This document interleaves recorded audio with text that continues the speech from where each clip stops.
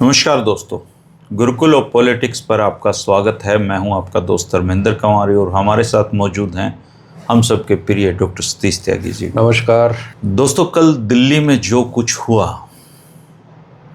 और कल दिल्ली में जो कुछ किया गया उसकी वीडियो फुटेज एक एक करके आप सबके सामने आ रही है और उन फुटेज को देखने के बाद कोई भी संवेदनशील नागरिक अपनी आंखों में पानी लाने से नहीं रोक सकता।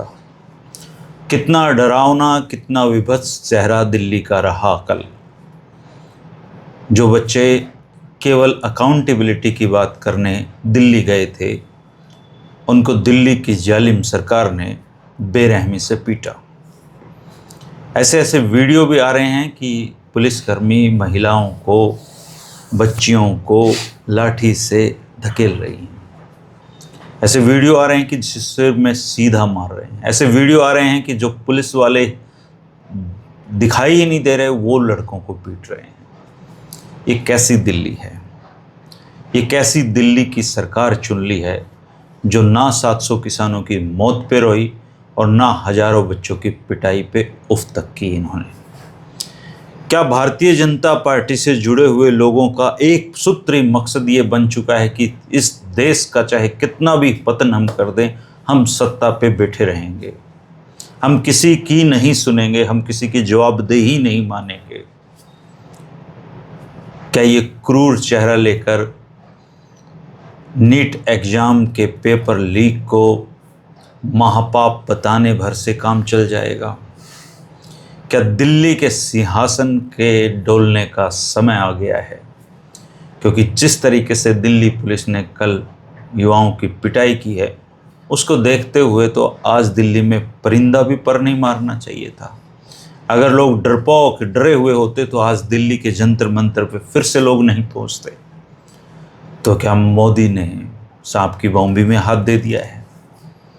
कुछ लोग कहते हैं कि ये मोदी को हटाने की साजिश है, पर सीजेपी के मन से या किस युवा ने मोदी को हटाने की मांग थी सिर्फ धर्मेंद्र प्रधान को हटाने की और नौकरियों में पेपर लीक जैसे कदम रोकने की। लेकिन सरकार ने उल्टा किया। सरकार डरी, सरकार घबराई, लेकिन सरकार ने तरीका वही अपनाया, जोरो जुल्म का। तो पापी कौन हुए? क्या ये सरकार महापापी है जो इस तरह की घटनाएं नहीं रोक पा रही हैं? अब इस आंदोलन का भविष्य क्या होगा? क्योंकि कुछ लोग ये भी मांग कर रहे हैं कि सीजेपी के लीडर्स कहाँ थे जब देश में, दिल्ली में युवा पीटे जा रहे थे। देश के बॉर्डर पे एक बार फिर से किसान पहुंच गए हैं और सबसे घृणित चेहरा भारतीय गोदी मीडिया का अगर आपने देखा हो तो घिन आती है ऐसे लोगों पे, सुधीर चौधरी जैसे लोगों पे जो लाखों युवाओं की भीड़ को 400-500 बता रहे हैं। चित्रा त्रिपाठी जैसे, इनका एक ही चेहरा है और वो इतना क्रूर और घिनौना चेहरा है कि जिसको बात करते हुए भी शर्म आती है। आप आहत हैं, हम सब आहत हैं और लोगों में बेचैनी है कि हम कुछ कर नहीं पाए, हम बच्चों की सपोर्ट नहीं कर पाए। लेकिन आज दिल्ली में पहले से भी ज़्यादा लोग सपोर्ट करने के लिए पहुंच रहे हैं। देश का ज़मीर जाग गया है। देश के बच्चों ने बड़ों को उनकी औकात दिखा दी है। अब सिर्फ पार्कों में बैठे ये अंकल जो व्हाट्सएप और टीवी का जहर दिमाग में लेकर बैठे हुए हैं, अब इनके अलावा कोई इस सरकार का वाली वारिस नहीं बचेगा, क्योंकि युवाओं को आहत किया है, युवाओं को इन लोगों ने जगा दिया है। आप इस पर अपने विचार जरूर रखना। आप इस बारे में क्या सोचते हैं त्यागी जी? हाँ जी, इतनी सारी घटनाएं हैं, एक एक पे बात करें तब भी मुकम्मल तौर पे ये लगता है कि दिल्ली ने कल बहुत कुछ देखा है। मतलब इतिहास में ये तारीख दर्ज होगी कि जो दिल्ली की सरकार है वो कितनी क्रूर हो सकती है, कितने खराब लोग उस सत्ता में बैठ गए। देखिए, ये दूसरा बड़ा छात्र आंदोलन है भारत के इतिहास में। अन्ना का जो आंदोलन था वो छात्रों का आंदोलन नहीं था। एक आंदोलन हुआ था 24 दिसंबर 1973 को शुरू हुआ था और बहुत छोटी सी बात थी। ये थी कि गुजरात के जो हॉस्टल थे जहाँ मेस में खाना बनता था विद्यार्थियों का, उनके रेट में 30% की बढ़ोतरी कर दी थी। चिमन भाई पटेल की सरकार थी, गुजरात के मुख्यमंत्री थे वो जी। और वो आंदोलन बढ़ते बढ़ते बढ़ते इस परिणति पे पहुंचा कि चिमन भाई पटेल की सरकार तो गिरी। इंदिरा गांधी को आपातकाल लगाना पड़ा, जयप्रकाश का आंदोलन हुआ और अंततोगत्वा सबको पता है कि क्या कुछ हुआ। ये दूसरा बड़ा आंदोलन मैं देख पा रहा हूँ छात्रों का, जिसमें विशुद्ध रूप से छात्र हैं। और इसकी एक और विशेषता ये कि छात्रों के बहुत भारी संख्या में परिजन भी वहाँ पे आए, यानी माँ बाप भी आ रहे हैं, परिवार के लोग आ रहे हैं उनको। और इसमें कहीं आपने कोई देखा कि अभिजीत दीपके जिंदाबाद, सोनम वांगचुक जिंदाबाद, ऐसे नारे नहीं लग रहे, किसी का नेतृत्व। तो वो जो आंदोलन था 70 के दशक का, वो भी मुद्दे पर आधारित था और ये वाला जो आंदोलन है ये भी मुद्दे पर आधारित है। यहाँ व्यक्ति गौण हो गया, नेता गौण हो गए और इसीलिए आपको देखना है कि राजनीतिक दल बहुत सतर्कता के साथ में उनके कहने पे इसमें प्रवेश कर रहे हैं ताकि इस आंदोलन को राजनीतिक करार देके डिस्क्रेडिट ना कर दिया जाए कि मोदी को हटाने की साजिश है। तो मेरी समझ ये है कि जो भारत का विपक्ष है वो बिल्कुल सही कर रहा है। अगर वो आंदोलन को इस, आप मान लिया राहुल गांधी या अखिलेश यादव या और लोग आ जाएं तो वो ये लोग तो पीछे हट जाएंगे, जाहिर सी बात है। और ये लड़ाई पक्ष और विपक्ष की लड़ाई हो जाएगी। अभी फिलहाल जो लड़ाई है आप उसका ऐसे कीजिए, सत्ता बनाम जनता माइनस अंधभक्त, ये लड़ाई है। तो अब सत्ता के पास भी जो पिछला जो मैंने माइनस किया है उसके पास भी जनता ही है ना, अंधभक्त भी। तो वो तो लाठियां लिए खड़े हैं जी, बच्चों को पीट रहे थे ये अंधभक्त। अगर ये सत्ता आह्वान करते हैं उन लोगों का कि आप लोग आ जाओ हमारे बचाव में, तो वो भी आ जाएंगे, कोई बड़ी बात नहीं है। और वो गली मोहल्लों में आम लोगों में ये बहस तो करने लगे, जैसे आपने कहा था कि ये मोदी जी को हटाने की साजिश है। भाई मोदी जी हटेंगे या नहीं हटेंगे, या मोदी जी तय, ये तो सब मतलब देश का हर आदमी मान के चलता है कि मोदी आजीवन रहेंगे, नहीं हटेंगे। ये लोगों में भरोसा जम चुका है। वो कहते हैं कि भाई इलेक्शन में इनको कोई हरा नहीं सकता और नए नए तरीके ईजाद करते हैं ये अपने चुनाव में जीतने के। तो ये तो भारत में किसी भी आदमी से पूछ लो, वो कहता है चुनाव के माध्यम से आप इस सरकार को नहीं हटा सकते। अब ये जो आंदोलन है ये बिल्कुल स्पॉन्टेनियस है, स्वतः स्फूर्त है। और ये इसकी बड़ी विशेषता जो मैंने कई बार कहा है कि ये मिडिल क्लास में फैला हुआ आंदोलन है, जो बीजेपी का पुख्ता जनाधार वाला क्षेत्र है। और अभी भी कहीं भारतीय जनता पार्टी के नेतृत्व में कोई चिंता नजर नहीं आ रही इस चीज़ को लेके। नहीं, चेहरे तो उतरे हुए थे सबके उनके। नहीं, उनको शायद अभी भी कहीं लग रहा है कि उन्होंने जो प्लानिंग की है अपनी, सॉलिड, कि चाहे कुछ भी कर लो आप, चुनाव तो हमने ही जीतना है, उसका कहीं भरोसा उनके बैक ऑफ द माइंड उनको ये लग रहा है कि ये हम उस चीज़ को कर जाएंगे। लेकिन अब जो कुछ हो रहा है इसको जैसे जयप्रकाश ने रामधारी सिंह दिनकर की कविता को उद्धृत किया था कि सिंहासन खाली करो जनता आती है। अब किसानों को दिल्ली में प्रवेश ना हो पाए उनका, आपको शुरुआत हो गई है, शंभू बॉर्डर तक पे वो लगे हैं। और जितना आप करोगे इस तरह के उपाय उतना ही वो लोग रजिस्ट करेंगे। तो इस देश में किसान और नौजवान, और ये जो नौजवान है ये परिवार से आ रहे हैं ना, ये वो परिवार में महिला भी है, वहाँ पे कोई एक पेशेवर लोग भी हैं जो खेती किसानी करते हैं या नौकरी पेशा लोग हैं। तो ये ऐसा नहीं है कि इनको हम केवल ये कहते हैं कि ये ओनली यूथ सेंट्रिक है, उनके पीछे एक बहुत बड़ा आधार है। और जिस तरह की दिल्ली में घटना हुई है, जो अत्याचार हुआ है, उससे लोग बहुत आहत हैं। और जो भी जहाँ भी देख रहा है वो वहीं से चल पड़ा है दिल्ली की ओर कि वो इस जो अत्याचार हो रहा है, जो पाप हो रहा है। अभी हम चूँकि यहाँ बैठते हैं दिल्ली के इर्द गिर्द, और हमें मनुष्य की आदत हो कि वो अपने इर्द गिर्द के लोगों को देख के बहुत बड़ी चीज़ों की कल्पना कर लेता। अगर हम डरपोक हैं, हम कुछ नहीं कर पा रहे, तो हमें लगता है सारा भारत ही डरपोक है। लेकिन मैं देख रहा हूँ कि लोग आंध्र प्रदेश से चल कर आ रहे हैं, महाराष्ट्र से चल कर आ रहे हैं, उड़ीसा से आ रहे हैं, मध्य प्रदेश से आ रहे हैं, मुंबई से आ रहे हैं, और बच्चे आ रहे हैं, घर वालों को बिना बताए आ रहे हैं। तो इसको ये कोई बहुत साधारण चीज़ नहीं है।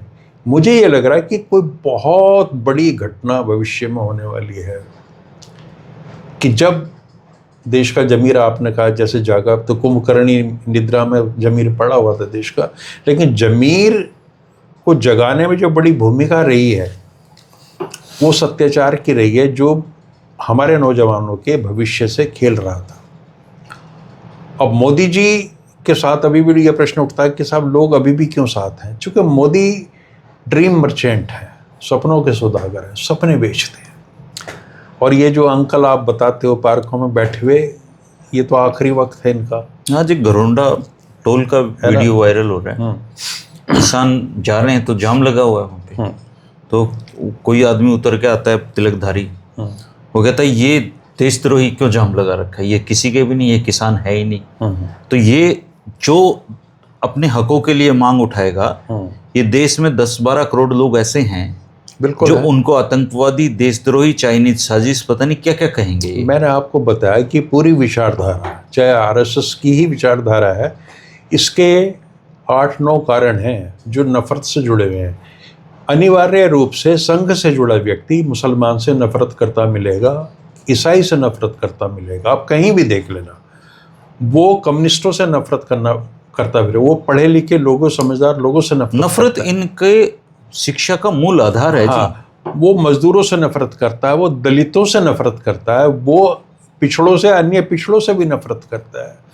वो उसके अंदर इतनी नफरत भरी गई है कि अब आप उससे ये उम्मीद करो कि कहीं से वो उसके अंदर करुणा पैदा होगी, तो वो संभव ही नहीं है, किसी भी स्थिति में नहीं है।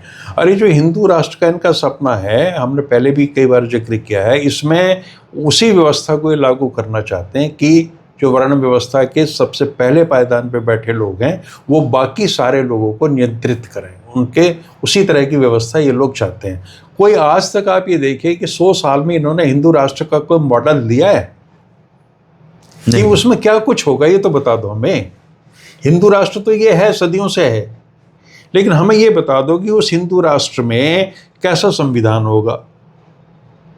अब धीरे धीरे आप परिवर्तन करो, इनको छोड़ो कि हिंदू राष्ट्र का पूरा एजेंडा इनको डिक्लेयर कर देना चाहिए कि भाई ये व्यवस्थाएं होंगी, और उस पर अगर देश के लोग उनको समर्थन देते हैं तो ठीक है। तो मैं तो ये चाहता हूँ कि 2029 का चुनाव पूरी तरीके से हिंदू राष्ट्र का जो इनका पूरा एजेंडा है, ऊपर से लेकर नीचे तक की व्यवस्थाओं का और सामाजिक व्यवस्थाओं का, उसके बीच में, और जो दूसरी ताकतें जो ये कहती हैं कि हम प्रगतिशील एक उदार भारत का निर्माण करना चाहते हैं, उसके बीच में हो। अगर इनमें थोड़ी भी कहीं वैचारिक ईमानदारी है तो इनको इस मिशन पे चलना चाहिए। बाकी बहुत बड़े संकट से भारत गुजर रहा है, और ऐसे में भी आप ये देखिए प्रधानमंत्री किस तरह की बातें करते हैं, और कह रहे हैं 20-20, 25-25 साल के बच्चे हैं, उनको बता रहे हैं कि जब आप लोग 2047 में बड़े हो जाओगे तो आप अपने बच्चों को विकसित भारत में बड़ा होता देखो। मतलब ये समझ में नहीं आ रहा क्या है। एक पेपर तो ये है ढंग से करवा नहीं पा रहे। ये वर्तमान में तुम्हारे ट्रेजेडीज भरी पड़ी हैं, वर्तमान में चारों तरफ संकट है, हर आदमी परेशान है, आप उसका समाधान कोई निकाल नहीं रहे,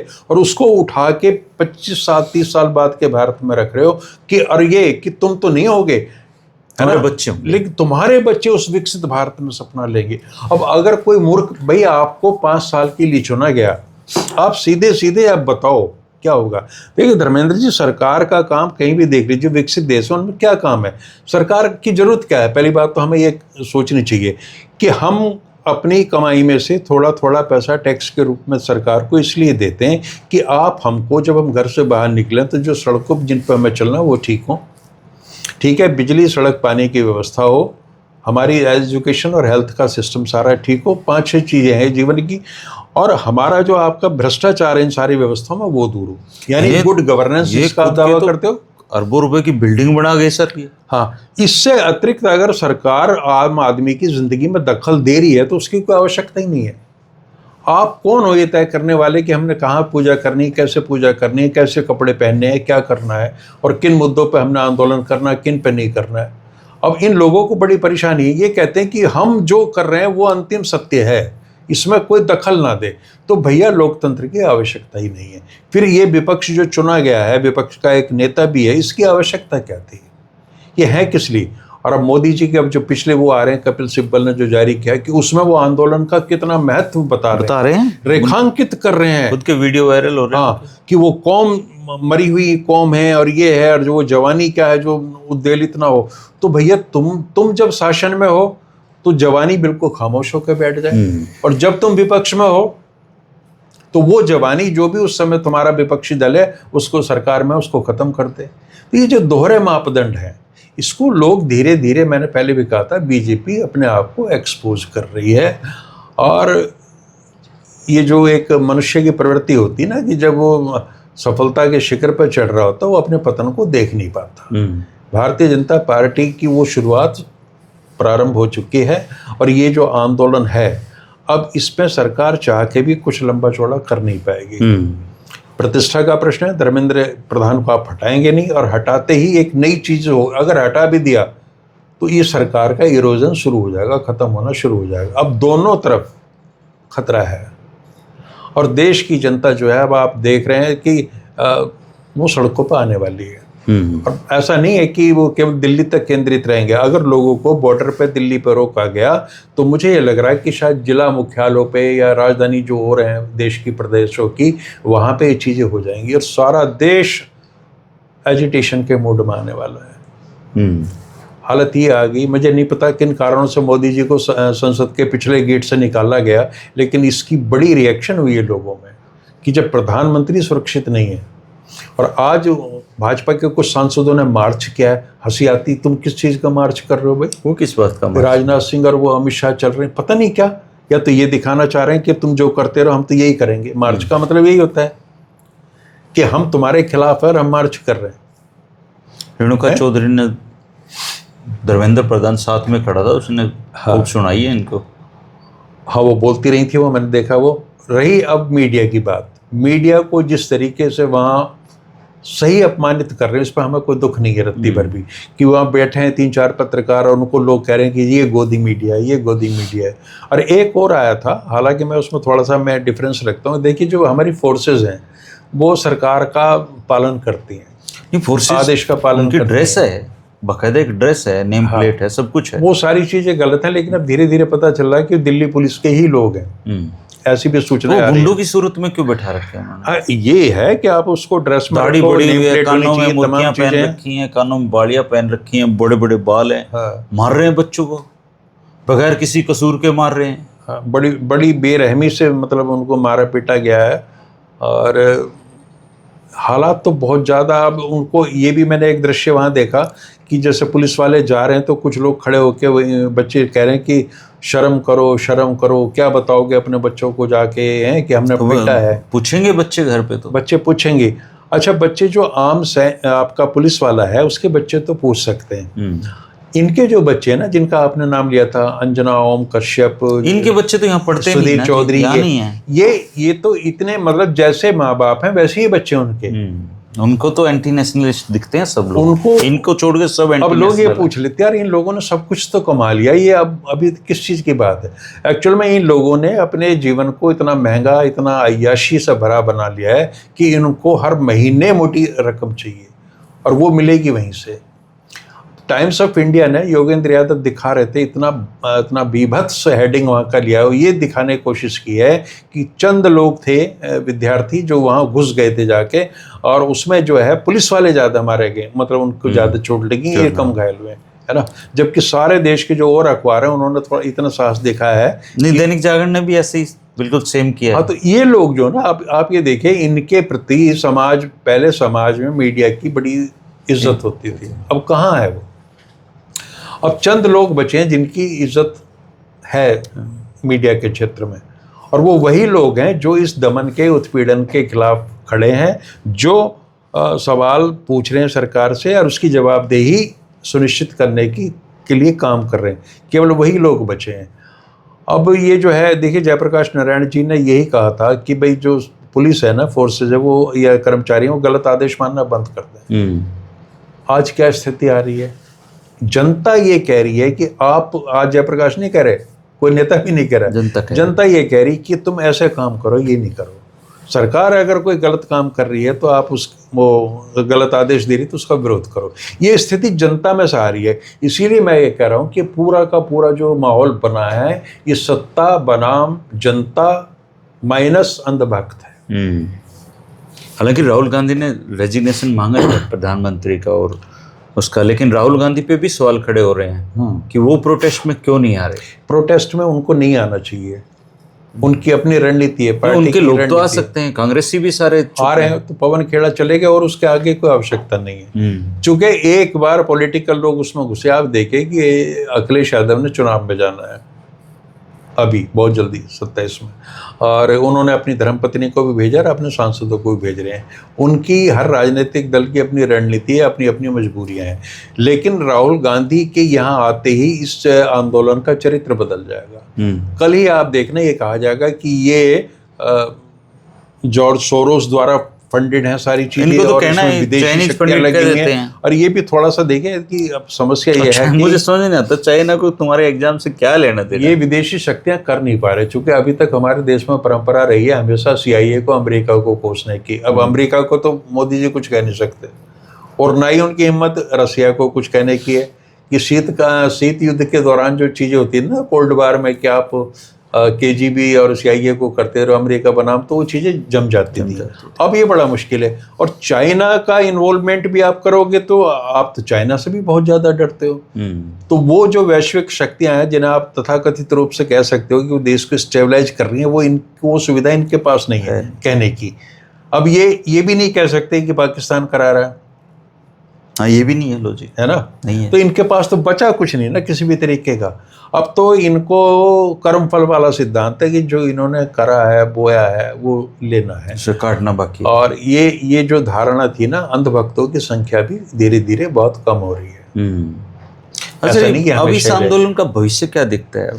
इस आंदोलन का भविष्य ये है कि अभी सरकार अड़ी रहेगी अपने इसी पे, चूंकि इस्तीफा वो क्या मांग रहे हैं कि एक तो इस्तीफा दो, और एक ये बिल्कुल अपनी जवाबदेही को कि हमारी वजह से हुआ, प्लस जो हमारे छात्र मरे हैं उनको 1-1 करोड़ वो पैसा देना तो चलो कोई बड़ी बात नहीं। लेकिन धर्मेंद्र प्रधान का इस्तीफा अगर हो गया तो मोदी की जो छवि बनी है लार्जर देन लाइफ जिस तरीके की, उस पर एक बहुत बड़ा आघात होगा।